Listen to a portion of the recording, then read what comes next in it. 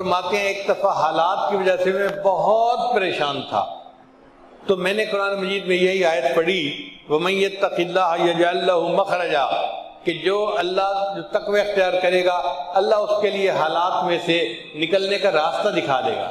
وہ کہتے ہیں کہ میں نے قرآن مجید رکھا اور اللہ کے سامنے نیت کی، اے اللہ میں آئندہ تقوی کی زندگی اختیار کروں گا، تو مجھے اس مشکل میں سے نکال دے۔ فرماتے ہیں صرف نیت کرنے کی وجہ سے اللہ نے اس تنگی کو آسان کر دیا اور میرے لیے خروج کا راستہ نکال دیا۔ تو تقوی اختیار کرنا اللہ کو اتنا پسندیدہ ہے، اللہ بندے کے لیے پریشانیوں میں سے راستہ نکال دیتا ہے۔ پھر رزق کے بے گمان ملنا، کہ اللہ تعالیٰ ایسی طرف سے رزق دیتا ہے جس کا ان کو گمان ہی نہیں ہوتا۔ اورنگزیب عالمگیر ایک بادشاہ گزرے ہیں، بڑے عالم تھے، صاحب نسبت تھے۔ ان کے استاد کا نام تھا ملا جیواں رحمۃ اللہ علیہ۔ ملا جیواں رحمۃ اللہ علیہ کی بڑی جائیداد تھی، وہ بڑی بلڈنگز کے مالک تھے، زرعی زمینوں کے مالک تھے، اور جیسے کوئی بڑا سیٹھ آدمی ہوتا ہے نا، ایسے ان کا حال تھا۔ ایک شہزادے نے ان کی شکایت بادشاہ کو کی کہ جی یہ بادشاہ کا پیر ہے اور اتنی جائیداد کا مالک ہے، تو ہمیں یہ لگتا ہے کہ یہ لوگوں کو ورغلا کے ان سے پیسے لے لیتا ہے اور اس نے اتنی جائیداد اکٹھی کر لی ہے۔ تو اورنگزیب عالمگیر نے فیصلہ کیا کہ میں ملا جیواں رحمۃ اللہ علیہ اگرچہ میرے استاد ہیں، مگر میں ان سے پوچھوں گا کہ یہ استاد آپ نے کیسے جو ہے وہ جائیداد بنا لی۔ تو انہوں نے ملا جیواں کو پیغام بھیجا کہ جی آپ ملنے کے لیے تشریف لائیے۔ اب ملا جیواں رحمۃ اللہ دربار میں آیا، اورنگزیب عالمگیر نے اٹھ کر ان کا استقبال کیا، پاس بٹھایا، سلام کیا، محبت سے بات کی، اور یہ کہا جی کہ آپ مجھے یہ بتا دیجئے کہ آپ تو ایک فقیر آدمی ہیں، پڑھاتے ہیں طلباء کو، آپ اتنی جائیداد کے مالک کیسے بن گئے؟ تو ملا جیواں رحمۃ اللہ نے فرمایا کہ آپ کو یاد ہوگا میں پچھلی مرتبہ آپ کو ملنے کے لیے آیا تھا، آپ نے مجھے ایک چونی ہدیے میں دی تھی۔ کہاں؟ کہنے لگے وہ چونی میں نے جا کے اپنی بیوی کو دی تھی اور کہا تھا کہ اس کو کسی اچھے کام پہ لگا دو تاکہ اللہ ہمارے لیے رزق میں آسانی کر دے۔ میری بیوی نے چند انڈے لیے اور مرغی کے نیچے رکھ دیے، ان انڈوں سے بہت سارے بچے نکل آئے تو کئی مرغیاں بن گئیں، چنانچہ ہمارے گھر کی مرغیوں میں برکت ہو گئی۔ پھر مرغیوں کے ساتھ میری بیوی نے ایک بکری خرید لی، اللہ نے بکریوں کا ریوڑ بنا دیا۔ پھر بکریوں سے ہم نے ایک گائے خرید لی، اللہ نے گائے کا ریوڑ بنا دیا۔ گائے بڑھتے بڑھتے اتنی بڑی کہ میں گائے کو سیل کرتا تھا اور زرعی زمین خریدتا تھا۔ پھر اللہ نے میری زرعی زمین کے کاروبار میں برکت دی، اور ایک زمین میں کم قیمت پہ خریدتا تھا، اس کی قیمت بڑھ جاتی تھی۔ تو اللہ تعالیٰ نے آج مجھے اتنا کروڑپتی بنا دیا، مگر میری انویسٹمنٹ وہ چونی ہے جو آپ ہی نے مجھے دی تھی۔ اورنگزیب عالمگیر نے کہا کہ اچھا استاد جی اب ذرا میری بات بھی سن لیجئے۔ اس نے اپنا ایک خادم بھیجا کہ جاؤ فلاں جگہ پہ جو ایک ہندو ہے نا اس کو بلا کے لاؤ اور اس کو کہو کہ پچھلے سال کا پورا ریکارڈ خرچے کا ساتھ لے کے آئے۔ تھوڑی دیر میں وہ ہندو آ گیا، اس نے کہا بادشاہ سلامت آپ نے کیوں بلایا ہے؟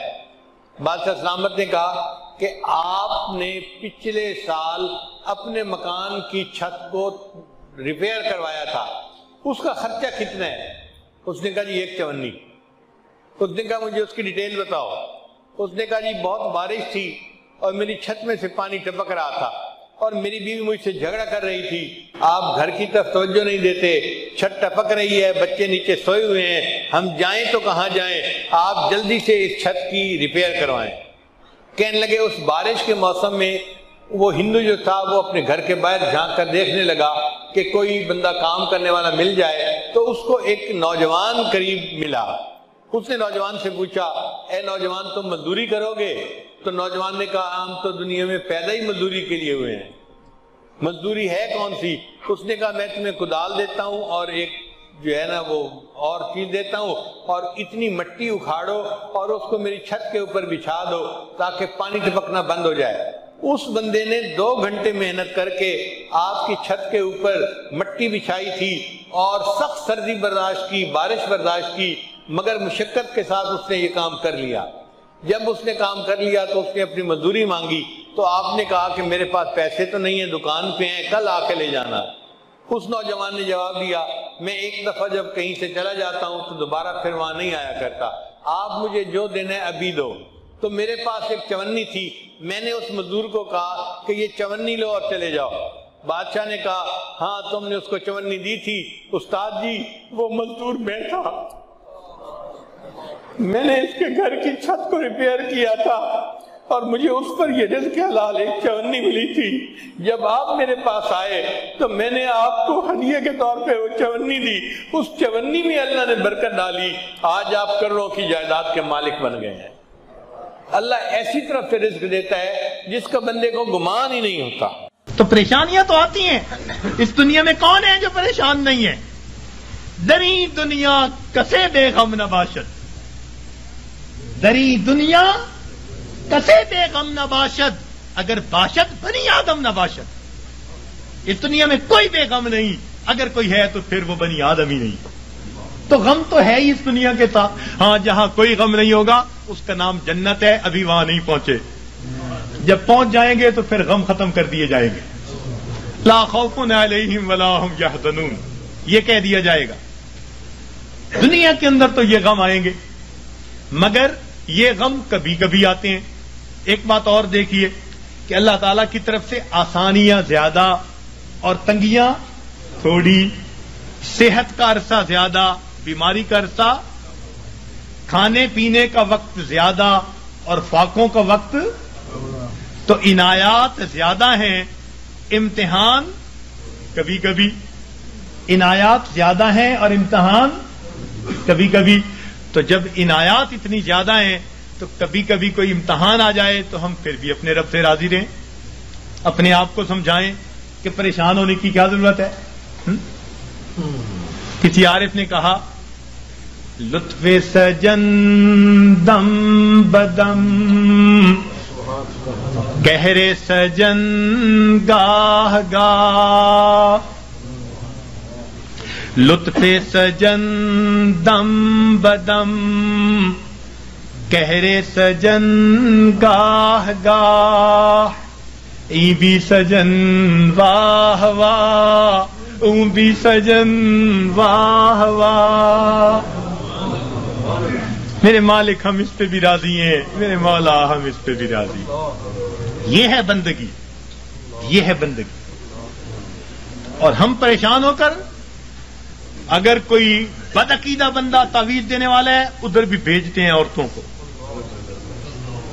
عاملوں کے پاس، نجومیوں کے پاس، جادو کرنے والوں کے پاس، کالے علم والوں کے پاس، ایمان گواہ بیٹھتے ہیں، اور بڑے بڑے نمازی اور سالک اور ذکر مراقبہ کرنے والے پریشان ہو کر۔ ہرگز نہیں، پریشانیوں کے اندر کبھی ایسے لوگوں کی طرف نہیں جانا، پریشانی کے وقت میں اپنے پروردگار کے گھر کی طرف آنا ہے، مسجد کی طرف آئیں اور اللہ سے اپنے دل کی بات کہیں، اللہ کے سامنے اپنے دل کا دکھ بیان کریں۔ جب دل کا دکھ اللہ کے سامنے بیان کریں گے تو پروردگار پھر ہماری اس مناجات کو قبول فرما لیں گے۔ تو ہمیں کسی نے پریشان نہیں کیا، ہمیں ہمارے گناہوں نے پریشان کر رکھا ہے۔ ہم دوسروں سے حسد کرتے پھرتے ہیں، فلاں نے کر دیا ہوگا، فلاں نے کر دیا ہوگا، فلاں نے کچھ کر دیا ہوگا، اس نے باندھ دیا ہوگا، اس نے باندھ دیا ہوگا، پتہ نہیں کتنے چھوٹے سے خدا بنائے ہوئے ہیں ہم نے، کسی نے کچھ نہیں باندھا۔ باندھنے والی، کھولنے والی وہ ایک ہی ذات ہے۔ واللہ یقبض ویبسط والیہ ترجع۔ تو ہم اس ذات کی طرف رجوع کریں اور ہماری پریشانیاں اللہ تعالیٰ پھر اس طرح ختم کر دیں گے۔ تو مصیبتیں آتی ہیں، مگر مصیبتیں، پریشانیاں اکثر اوقات گناہوں کے سبب سے آتی ہیں، اس وجہ سے انسان مایوس بن جاتا ہے، اعمال چھوٹ جاتے ہیں، انسان ذکر و سلوک میں پیچھے رہ جاتا ہے۔ اللہ والوں پر جو پریشانی آتی ہیں وہ درجات کو بڑھانے کے لیے آتی ہیں۔ اب یہ ایک بنیادی بات سمجھنے کے بعد یہ بات ذہن میں رکھیے کہ جب کسی بندے کو جگایا جائے اور وہ پھر بھی نہ جاگے تو پھر غصہ آتا ہے۔ گھر میں بھی ماں بچے کو جگائے، باپ بیٹے کو جگائے اور وہ نہ جاگے تو غصہ آتا ہے۔ جب اللہ تعالیٰ بندوں پر پریشانیاں بھیجتے ہیں اور وہ پھر نہیں جاگتے، یہ اللہ تعالیٰ کے غصے کا سبب بنتا ہے، اور پھر اللہ تعالیٰ اس کو دنیا کے اندر عبرت بناتے ہیں. فرماتے ہیں اولا یرون انہم یفتنون فی کل عام مرتن او مرتین ثم لا یتوبون ولا هم یذکرون. کیا یہ نہیں دیکھتے ہر سال میں ایک دفعہ یا 2 دفعہ ان پر مصیبتیں بھیجی جاتی ہیں، پھر بھی توبہ نہیں کرتے، پھر بھی نصیحت نہیں حاصل کرتے. تو جب انسان جگانے کے باوجود نہیں جاگتا تو پھر اللہ تعالیٰ اپنے عذاب کا کوڑا بھیجتے ہیں. جب انسان گناہوں میں گھر جاتا ہے پھر اللہ تعالیٰ اس پر ہاتھ ڈالتے ہیں، پھر اس کو جہنم کی آگ میں بھیجتے ہیں. اس لیے فرمایا بلا من کسب سیئۃ، کیوں نہیں جس نے گناہ کیا وَأَحَاطَتْ بِهِ خَطِیئَتُهُ، اور اس کی گناہوں نے اس کا احاطہ کر لیا، فَأُولَٰئِکَ أَصْحَابُ النَّارِ هُمْ فِیہَا خَالِدُونَ. یہ ہیں آگ میں بھیجے جانے والے، ڈالے جانے والے جو ہمیشہ ہمیشہ وہاں رہیں گے کہ گناہوں نے اس کا احاطہ کر لیا. تو کبھی کبھی گناہ بندے کو گھیر لیتے ہیں. جھوٹ کی زندگی، جھوٹ کی زندگی. اب غلط تعلق ہے کہیں، بندے بندے کے سامنے جھوٹ بول رہا ہے، پردے ڈالتا پھر رہا ہے، اس کے سامنے جھوٹ، اس کے سامنے جھوٹ، اس کے سامنے جھوٹ. حدیث پاک کا مفہوم کہ بندہ جھوٹ بولتے بولتے اتنا جھوٹ بولتا ہے اللہ تعالیٰ فرشتوں کے ذریعے نام اعمال میں کذاب لکھوا دیتے ہیں، جھوٹوں کے دفتر میں نام لکھا جاتا. چھپاتے پھرتے ہیں بندوں سے، پروردگار سے تھوڑا چھپا سکیں گے ان باتوں کو. تو کبھی کبھی انسان اپنی بری عادات کو نہیں چھوڑتا اور گناہوں کے اندر گھر جاتا ہے ان کو چھپانے کی خاطر، اور یہی چیز اس کے لیے مصیبت بن جاتی ہے. پھر ذکر میں ترقی کیسی، سلوک میں آگے بڑھنا کیسا. اب کبھی کبھی اوراد وظائف کر رہے ہیں، ساتھ کبیرہ کبھی مرتکب ہو رہے ہیں.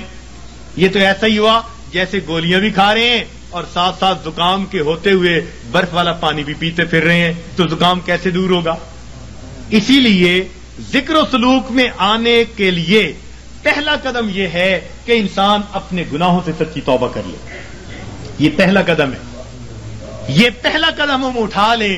پھر دیکھیے یہ تھوڑی دیر کا مراقبہ ہمارے لیے معلوم نہیں کتنی برکتوں کا باعث بن جائے گا.